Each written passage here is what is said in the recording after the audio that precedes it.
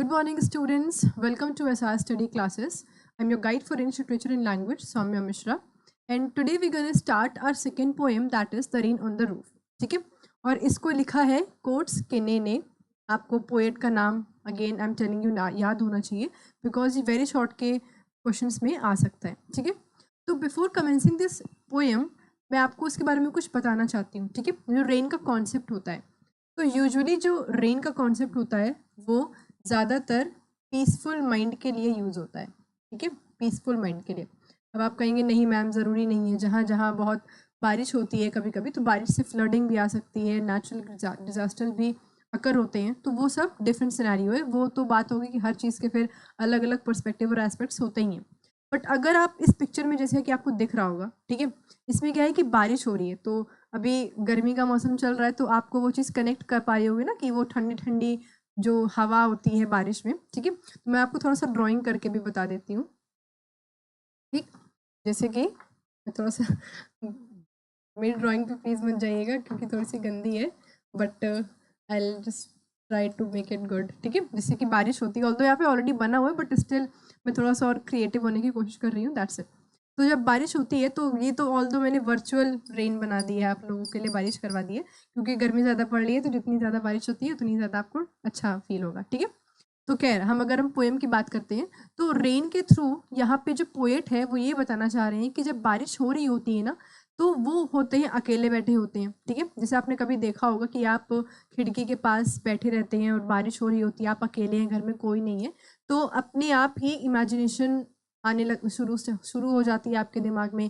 ठीक है, या फिर आप कोई मेमोरी को रिकॉल कर रहे होते हैं या फिर अपने फ्यूचर के बारे में सोच रहे होते हैं, कुछ भी ऐसी चीज़ होती है, लेकिन आप कभी भी कुछ ख़राब नहीं सोच रहे होते, हमेशा एक अच्छी एक मोटिवेटिंग सी चीज़ आपके दिमाग में चलती है. ठीक है, तो वैसे ही इस पोएम में भी है कि इस पोएम में पोएट ये बताना चाह रहे हैं कि जब वो बैठे होते हैं अपने रूम में और वो देखते हैं कि बारिश हो रही है, तो वो बारिश की जो साउंड होती है ना, आपने देख सुना अगर कभी नोटिस किया उस चीज़ को कि जब बारिश होती है तो उसकी साउंड बहुत तेज़ होती है, बहुत वाइब्रेटिंग होती है. ठीक है, तो वैसे ही यहाँ पे पोइट भी बोल रहे हैं कि जो वॉइस है साउंड की, जो साउंड है रेन की, उससे वो कितना ज़्यादा इम्पैक्ट उनके ऊपर पड़ रहा है और वो उसी साउंड में खो गए हैं. ठीक है, एकदम उसमें डीप घुस चुके हैं उसमें, और इसीलिए वो नई नई चीज़ें को इमेजिन कर रहे हैं, अपने ड्रीम्स, अपने फैंस जो फैंटसीज हैं उसके बारे में सोच रहे हैं और वो अपनी मेमोरीज को भी रिकॉल कर रहे हैं. ठीक है, तो चलिए हम लोग स्टार्ट करते हैं अपनी पोएम के बारे में पहले पढ़ना.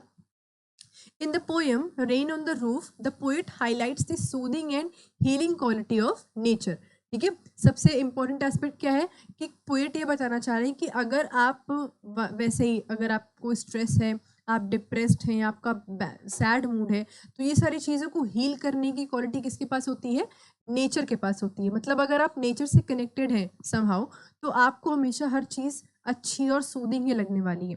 ठीक है, जैसे कि आपने कभी कभी देखा होगा कि अभी मैं रेन की बात नहीं करती हूँ. ठीक है, बहुत सारे लोगों को अलग अलग वेदर पसंद होता है, बहुत लोगों को स्प्रिंग पसंद होता है, ऑटम पसंद होता है, तो अपना अपना एक माइंडसेट होता है. जैसे कि मान लीजिए कि आप हैं, आपको रेन नहीं पसंद है, आपको स्प्रिंग सीजन पसंद है, तो आप स्प्रिंग सीजन में जब वो पतझड़ मौसम जो होता है ऑटम वाला लेते हैं. ठीक है, तो जब पतझड़ का मौसम होता है तो जो वो पत्ते गिर रहे होते हैं, पूरी येलो येलो पत्तियाँ जो होती हैं, पूरा उसको ऐसा लगता है कि उसके एक फ्लोर बनाया गया है. ठीक है, तो बहुत लोग को उसमें सुकून मिलता है. तो यहाँ बेसिकली ये बताया गया है, रेन के थ्रू ये बताया गया है कि नेचर आपको कितना ज़्यादा सूदिंग इफेक्ट प्रोवाइड कर सकता है. The poet voices out the feelings awakened after a rainy days. Main इसका पॉइंट यही है कि रेनी डे पे, मतलब जब बारिश होती है तो कैसी फीलिंग्स अवेक होती हैं, कैसी फीलिंग्स अराइज होती हैं पोएट के मन में, उसके बारे में बात उन्होंने यहाँ पे करी है. He reminisces moments and memories of long forlorn days. ठीक है, रेमिनिसेस का मतलब होता है रिमेम्बरिंग, मतलब वो उन सब चीज़ों के बारे में याद कर रहे हैं जिनको, जो बहुत पुरानी हो चुकी, मतलब जो उनके पास्ट में कुछ सिचुएशंस या फिर कुछ सर्कमस्टांसेस आए होंगे, वो उनको याद कर रहे हैं. अच्छा, इसमें एक और चीज़ है कि यूजुअली क्या होता है कि आप, अगर मैं याद करने के पर्सपेक्टिव से बात करूं, तो आप हमेशा कोशिश करेंगे कि आप अपनी अच्छी चीज़ों को ज़्यादा याद करें. ठीक है, एज़ कम्पेयर टू जो भी आपके साथ बुरा हुआ होगा या फिर जो भी मिस हैपनिंग्स हुई होंगी, आप उसके बारे में उतना नहीं सोचेंगे, लेकिन जितना आप उसके अच्छे एस्पेक्ट्स के बारे में अपना याद करेंगे वो ज़्यादा इंपॉर्टेंट है. He dreams of better times when life wasn't complicated. जैसे कि अभी आपको लगता होगा कि अभी जो लाइफ है ना वो बहुत कॉम्प्लिकेटेड है, पढ़ना पड़ता है, कोचिंग जाना पड़ता है, टाइम नहीं रहता बिल्कुल भी, असाइनमेंट्स होते हैं, बहुत ही बिजी लाइफ चल रही है। बचपन में क्या था, कोई काम नहीं है, बस जब आप व्हेन यू वर इन्फेंट तो आपको पता था ना कि आपके पास कोई काम नहीं है, आपको कोई फिजिकल वर्क नहीं करना है, कोई मेंटल वर्क नहीं करना है, कुछ सोचना नहीं है, कोई आपसे कुछ नहीं काम करवा रहा है, आपको सिर्फ दो काम करना है, पहला खाना, दूसरा सोना। ठीक है, आपको खेलने के लिए भी आपको वो नहीं कि आपको खेलना है तो थक जाओगे फिर आपको आराम करना है, ये सब कोई कॉन्सेप्ट ही नहीं है।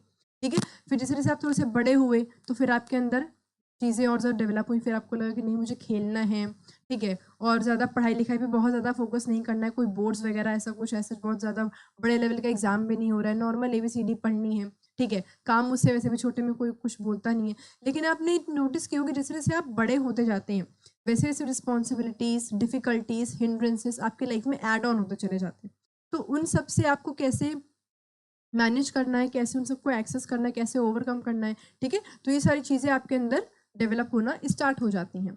The sad feeling of loss, grief, longing. ठीक है, ये सैड फीलिंग मतलब कोई चीज़ मान लीजिए आपके पास से चली गई तो आप उदास हो जाते हैं, कोई इंसान आपकी लाइफ से चला गया, कोई सामान आपकी लाइफ से चला गया तो आप हमेशा उदास हो जाते हैं। ठीक है, बहुत कम लोग ऐसे होते हैं जिनको लगता है कि नहीं जो होता है अच्छे के लिए होता है, खुश रहो। लेकिन अगर आप हम 90% लोग की बात करें जो उनके अंदर ऐसा फीलिंग आता है कि यार ये तो मेरे से दूर चला गया, यार ये मेरा सामान खो गया, तो कोई भी अगर आपकी पसंदीदा चीज़ आपसे अलग होती है तो यूजुअली आपको सैड या फिर ग्रीफ वाली फीलिंग आएगी। Life goes on and the poem flows through the adversity of different phases of life. ठीक है, ये इंपॉर्टेंट चीज़ है कि जिंदगी कभी ख़त्म नहीं होती है, वो हमेशा चलती ही रहती है, भले ही कितनी भी डिफिकल्टीज आपकी लाइफ में आती हैं। इसका मतलब ये नहीं कि अपनी लाइफ को एंड कर देंगे। ठीक है, और इसमें एक और एस्पेक्ट क्या है कि आपको पता नहीं है कि आप जब करेंगे तो वो होगी भी कि नहीं। ठीक है, because you can not control it, आपके कंट्रोल में नहीं है कि आपको कब मरना है, कब जीना है, कब क्या करना है, वो सब आपके कंट्रोल में नहीं है। लेकिन आपकी लाइफ में कैसे कैसी प्रॉब्लम्स आ रही हैं, आप किस किस फेजेस से गुजर रहे हैं, चाहे वो अच्छे हैं चाहे वो बुरे हों, तो आप उसको कैसे हैंडल करेंगे, इन सब के बारे में ही ये पोएम बताती है। ठीक है, अब यहाँ पे क्योंकि आपको लग रहा हो कि मैं स्टार्टिंग से डिप्रेसिंग, ग्रीफ, लॉस, सैडनेस की बात कर रही हूँ तो सिर्फ इसी का पॉइंट होगा, तो ऐसा नहीं है। यहाँ पे डिफरेंट फेजेस ऑफ लाइफ जो होती हैं, ठीक है, उससे जब आप गुजरते हो तो आपको अलग अलग चीज़ें सीखने को मिलती हैं। ज़रूरी नहीं कि अगर आपकी लाइफ में कोई प्रॉब्लम है, फिर कोई डिफिकल्टी आ रही है तो आप उससे सीख सकते हैं, फिर कुछ अच्छा नहीं हो रहा तो उससे नहीं सीख सकते, ऐसा कुछ भी मानना नहीं है। ठीक है, आप हर एक चीज़ जो भी आपकी लाइफ में होती है आपके साथ, आप उससे आपको कुछ ना कुछ सीखने को ज़रूर मिलेगा, चाहे वो एक अच्छी चीज़ हो चाहे वो एक खराब चीज़ हो। ठीक है, तो चलिए अब हम लोग अपनी पोएम को स्टार्ट करते हैं। When the humid shadows hover all over all the starry spheres, humid shadow hover को यहाँ पे डार्क क्लाउड्स को बोला गया है। ठीक है, डार्क क्लाउड्स को बोला गया है। ये आपने देखा होगा कि बारिश के पहले पूरा ऐसा जैसे वो बादल छा जाते हैं ना, बादल छाते हैं, डार्क क्लाउड्स का फॉर्मेशन होता है, पूरा वैसे वेदर बनता है, तो आपको पता कैसे चलता है कि रेन होने वाली है। ठीक है, आपने देखा होगा कभी एकदम ऐसा वेदर बन जाता है कि अब पता चल जाता है कि हाँ भैया अब तो बारिश होने वाली है। Over all the starry spheres, starry spheres यहाँ पे पोएम में पता चल रहा है कि ये नाइट मतलब रात का समय है, ये रात का समय है। रात के समय में तारे आपको आसमान में देखने के लिए मिलेंगे, और उन तारों को किसने ढक लिया है, डार्क क्लाउड्स ने। ठीक है, ह्यूमिड शैडो होवर ने पूरे उन तारों को जो आसमान में तारे थे, ठीक है, उसको पूरा कवर कर लिया है डार्क क्लाउड्स ने, जो कि क्या दिखा रहा है, वो ये दिखा रहा है कि अब जो है वो बारिश स्टार्ट होने वाली है। एंड द मेलैंकली डार्कनेस, मेलैंकली का मतलब होता है सैडनेस। ठीक है, मेलैंकली का मतलब होता है सैडनेस, और डार्कनेस का मतलब आपको पता है कि जब भी देखो ये कॉन्सेप्ट चला रहा है कि अगर हम लोग ब्राइटनेस की बात करते हैं, ठीक है, अगर हम लोग ब्राइटनेस की बात करते हैं इसका मतलब हम लोग ऑप्टिमिस्टिक हैं। ठीक है, ऑप्टिमिस्टिक है मतलब एकदम आशावादी जिसे हम लोग कहते हैं। और if you are talking about darkness, if you are talking about darkness तो हम लोग को लगता है कि वो पेसिमिस्टिक ही होगा, जिसे हम लोग कहते हैं कि चीज़ों में जो हमेशा अंधेरे में रहता है उसे वो पेसिमिस्ट कहते हैं, निराशावादी, और जो हमेशा चीज़ों की ब्राइट साइड पे फोकस करता है उसे हम लोग कहते हैं ऑप्टिमिस्टिक। तो यहाँ पे इसीलिए यूज़ हुआ है एंड द मेलैंकली डार्कनेस, इसका मतलब कि रात का एकदम टाइम था और एकदम सैड वाली, मतलब ऐसे होता है ना कि एकदम वो मायूस भरी एकदम रात है कि कुछ है ही नहीं, लाइफ में सब खत्म हो रहा है धीरे धीरे करके। ठीक है, तो बारिश भी होने वाली है। What a bliss to press the pillow, bliss मतलब होता है ब्लेसिंग, यहाँ पे ब्लेसिंग के शॉर्ट फॉर्म के लिए यूज हुआ है ये। ठीक है, ब्लिस का मतलब होता है blessing. To press the pillow of a cottage chamber bed, cottage chamber यहाँ पे पोएट का बेडरूम है, ठीक है। अब जैसे कि मान लीजिए कि बारिश होने वाली है, इसको मैं आपको और ज़्यादा इमेजिनेटिंग वे में बताती हूँ ताकि आपको समझ में आए कि बारिश होने वाली है, इमेजिन करते हुए चलना, ठीक है। बारिश होने वाली है और आपको पता है कि बाहर जो है वो वेदर वैसा एकदम बन चुका है और एकदम मस्त, एकदम आप अकेले हैं अपने कमरे में, ठीक है। आप बेड पे लेटे हुए हैं, तकिया लगा के बेड पे लेटे हैं, पूरा माहौल बना हुआ है एकदम सेम वही जो अभी आप इमेजिन कर रहे हैं, सेम यही 2 लाइन में लिखा हुआ है, सेम, ठीक है, वही लिखा हुआ है। And lie listening to the patter, lie का मतलब होता है ये वो लेटा हुआ था, ठीक है। He was lying on the bed, लाई यहाँ पे मतलब झूठ बोलने के लिए यूज नहीं हुआ है, लाई मतलब होता है पड़े रहना, ठीक है, लेटे रहना। तो वो अपने बेड पे लेटा हुआ था, नीचे तकिया लगा के, अपने सर के नीचे तकिया लगाया हुआ था और वो आराम से, वो उसको कुछ सुनाई नहीं दे रहा था और वो एकदम आराम से, पैटर का मतलब होता है साउंड ऑफ द रेन, ठीक है, साउंड ऑफ रेन। जब आपने सुना होगा कि जब बारिश होती है तो पानी, जब बूंदें जब बरसती हैं, जब बूंदें पड़ती हैं पत्तों पे या फिर किसी भी चीज़ पे, तो एक आवाज़ क्रिएट करती है, ठीक है। तो उस आवाज़ को वो एकदम ध्यान से सुन रहा था। तो मैं अब आपको एक सिनेरियो बताती हूँ, आप उसको वापस से इमेजिन करते हुए चलिएगा कि आप अपने बेडरूम में हैं, ठीक है, और बहुत ही ज़्यादा तेज़ से बारिश स्टार्ट हो गई, ठीक है। पहले वेदर बना था बारिश होने वाला और उसके बाद आपको लगा कि आहा क्या एकदम मौसम है, एकदम अच्छा सा मौसम हो रहा है, रात का टाइम है, ठीक है, और अब बारिश होने वाली है और अब बारिश होना स्टार्ट हो गई है और आप सिर्फ उस आवाज़ को सुन रहे हैं। बारिश की जो आवाज़ है आप सिर्फ उस पर फोकस कर रहे हैं, आपको कुछ और नहीं सुनाई दे रहा है। आप ना फ़ोन चला रहे हैं, ना आप इंस्टाग्राम चला रहे हैं, आपको एकदम फ़ोन को साइड में रख देना है क्योंकि अगर आप फ़ोन चलाएंगे तो फिर डिस्ट्रैक्ट हो जाएंगे, ठीक है। तो अभी मैं जितना बोल रही हूँ आप सिर्फ उतना इमेजिन करते हुए चलिए, तो आपको खुद समझ में आ जाएगा कि पोएट आखिर में कहना क्या चाहते हैं। जैसे बोलते हैं ना कि कवि क्या कहना चाहते हैं, तो बस आपको समझ में आएगा आखिर कवि कहना क्या चाहते हैं। Of the soft rain overhead, soft rain overhead का मतलब यहाँ पे समझ में आ रहा है ना कि बहुत ज़्यादा बारिश नहीं हो रही थी, मतलब बहुत ही हैवी रेनफॉल नहीं थी, बहुत ही सॉफ्ट बारिश, मतलब नॉर्मल जब बारिश होती है तो एक आवाज़ आपको सुनाई देती है, ये वो वाली आवाज़ है, ठीक है। ओवरहेड का मतलब उसके सर के ऊपर छत होगी, तो छत पे जब बारिश होती है तो वो भी आवाज़ सुनाई देती है ना बेटा, तो बस वही इसीलिए यूज़ हुआ है, ठीक है।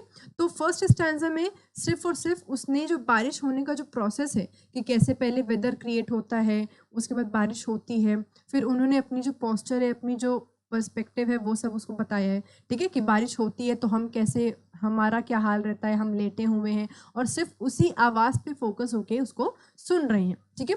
अब वो आवाज़ सुन रहे हैं, आवाज़ सुनने से कैसे कैसे चीज़ें, कैसे कैसे चेंजेस डेवलप होते हैं, ये अभी हम आगे पढ़ेंगे। Every tinkle on the shingles, ठीक है, टिंकल का मतलब होता है हर एक ड्रॉप, ठीक है, और शिंगल्स का मतलब होता है, मैं आपको ऐसे बना के दिखाती हूँ। आपने देखा होगा जैसे कि मान लीजिए कि ये मैं एक हाउस बनाती हूँ, मेरी प्लीज़ ड्राइंग पे ज़्यादा मत जाइएगा क्योंकि मैं कोशिश करती हूँ कि आपको अच्छे से समझा सकूँ इसीलिए। तो आपने देखा होगा ना ये जो ऐसे हम लोग बचपन में ऐसे बनाते भी थे, ये ऐसे-ऐसे करके, जिसे हम लोग हिंदी में वो क्या कहते हैं, खपड़ैला कहते हैं ना शायद? हाँ, जो ब्राउन कलर का होता है वो, उसको हम लोग क्या कहते हैं, शिंगल्स कहते हैं। ये, इसको हम लोग शिंगल्स कहते हैं, ठीक है? This is called shingles. तो हर एक बूंद जो उसके रूफ पे पड़ रही थी, मतलब जो उसके जो एज होते हैं घर के, जो भी इसका रूफ का एज होगा, तो उस पे जब पड़ रही थी एक एक बूंद, वो उसको फील हो रही थी, वो एक एक बूंद को फील कर सकता था। Has an echo in the heart, ठीक है, एको मतलब हर एक बूंद जो है वो हार्ट में, मतलब उसके दिल में एको गूंज रही थी। इसका मतलब क्या है कि वो एक एक बूंद को, अब इसमें एकदम प्रैक्टिकली नहीं जाना है आपको कि मैम वो एक एक बूंद को कैसे सुन सकता था। बेसिकली यहाँ पे पॉइंट ये है कि जब बारिश हो रही थी तो वो पूरी की पूरी तरह से उस आवाज़ में ही डूब चुका था, ठीक है, जो बारिश की आवाज़ होती है।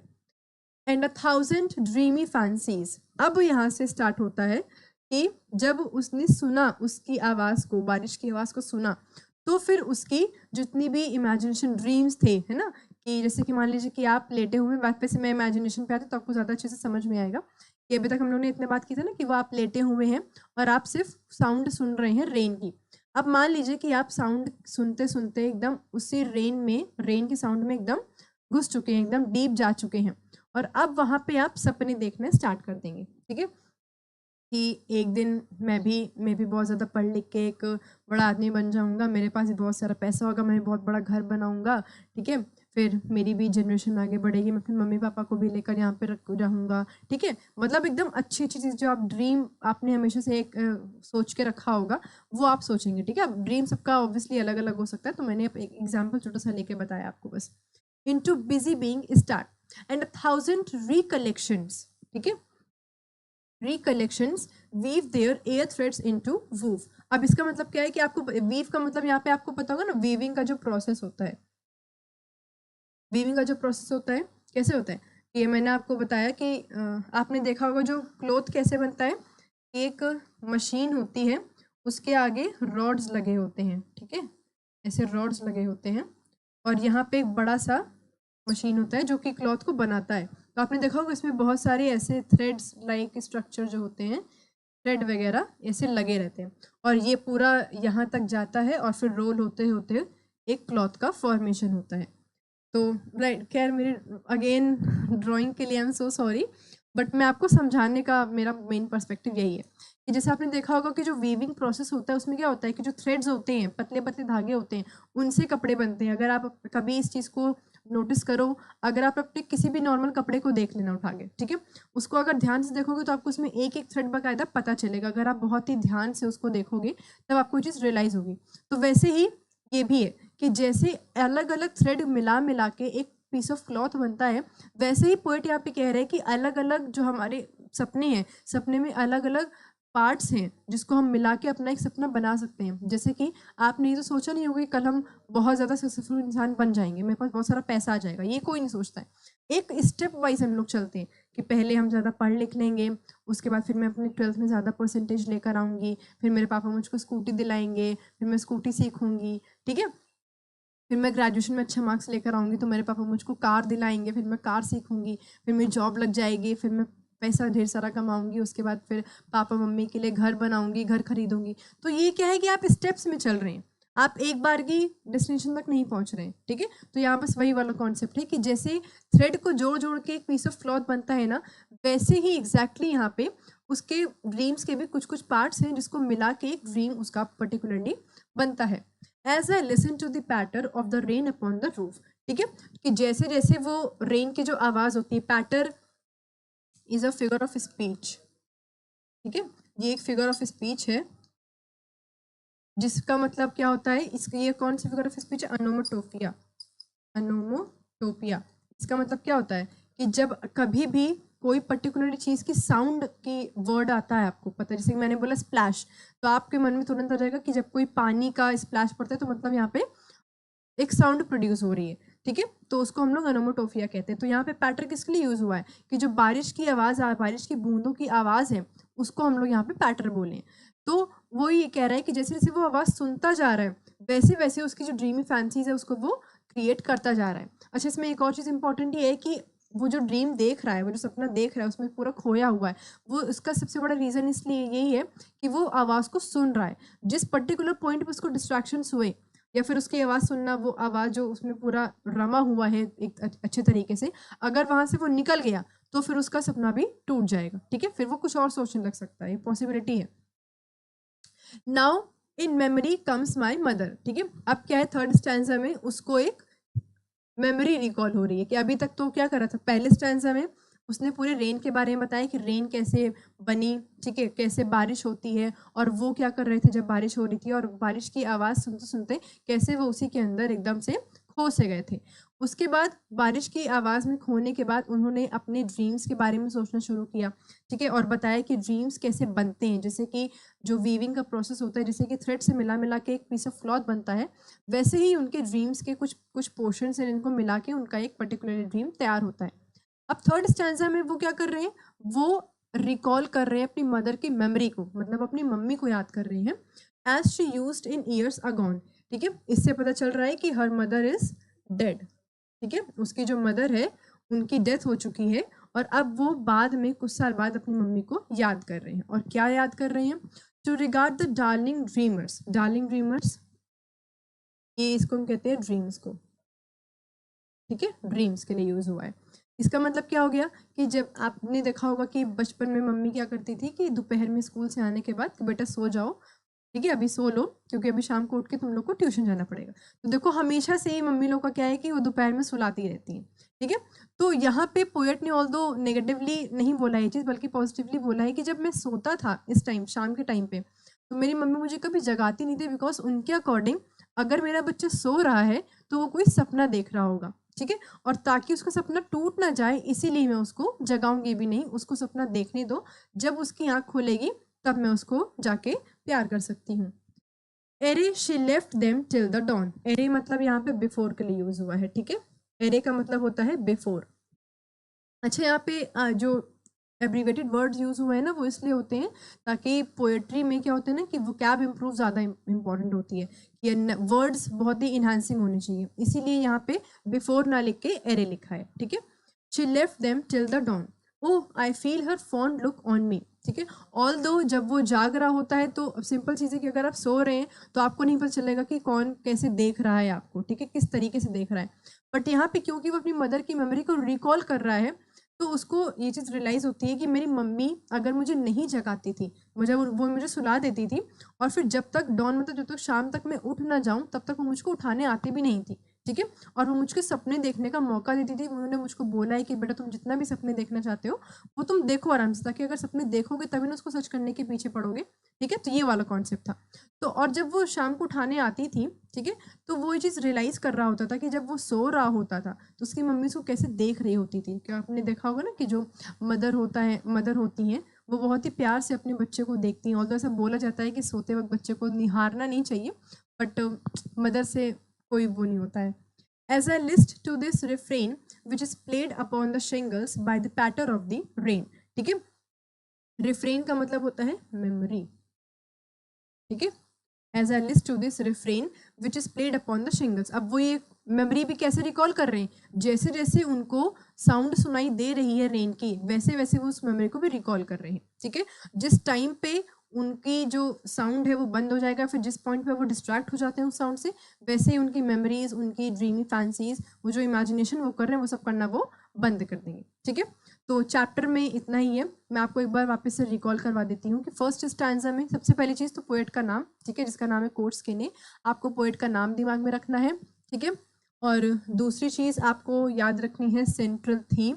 सेंट्रल थीम के लिए मैंने आपको बताया भी हुआ है पहले से कि आप एक काम कर सकते हैं कि जब कभी भी आप कोई पोएम पढ़ते हैं, जैसे कि मान लीजिए अभी आपने एक वीडियो देखी अभी, ठीक है, अगर आपको लगता है कि आपको समझ में आया तो आप स्टैंजा वाइज या फिर नॉर्मली आप ओवरऑल लिख सकते हैं, ठीक है। ओवरऑल कि आपको क्या समझ में आया, आपकी क्या इंटरप्रिटेशंस हुई हैं इस पोएम से। ज़्यादा नहीं, मुश्किल से मुझको लगता है ये 5 से 10 मिनट का काम है।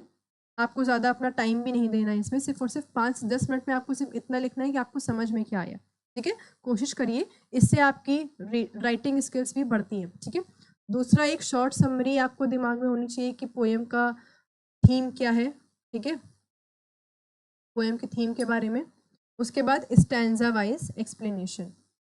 स्टैंजा वाइज इसका मतलब एक्सप्लेनेशन मतलब आपको लिखना नहीं है, आपको सिर्फ इस चीज़ का मेक श्योर करना है कि आप ये वीडियो खत्म होने के बाद आप क्या करिएगा कि अपनी पोएम को खोलिएगा। इस पोएम में 3 स्टैंजा है, ऑल्दो मैंने लाइन बाय लाइन एक्सप्लेन किया है, बट स्टिल आप पहला स्टैंजा पढ़िएगा और देखिएगा कि इसमें सब कुछ आपको समझ में आना चाहिए, ठीक है। फिर आप दूसरा स्टैंजा देखिए, फिर तीसरा स्टैंजा देखिए। ये आपके लिए मैंने एक रिविजन के लिए रखा है ताकि आपको वापस मतलब एकदम क्लैरिटी हो जाए कि हाँ पोएम समझ में आ गई है, ठीक है। और वापस से वही पोएट का जो नाम है, पोएट नेम, ये आपको पता होना चाहिए, ठीक है। ये 4 चीज़ भी अगर आपको आपके दिमाग में एक बार फिट हो जाती है तो कोई दिक्कत नहीं है, आप अपनी पोएट्री के लिए एकदम अच्छे से प्रिपेयर्ड रह सकते हैं, ठीक है। तो आई होप आपको ये पूरी पोएम बहुत ही अच्छी लगी होगी और आपको समझ में भी आई होगी। Thank you so much for watching this video. और एक चीज़ प्लीज़ बता दीजिएगा मुझे, जिनको भी ये पोएट्री या फिर एक्सप्लेनेशन अच्छा लगा या फिर समझ में आया, तो प्लीज़ मुझे कमेंट बॉक्स में कमेंट करके ज़रूर बताइएगा। Thank you so much.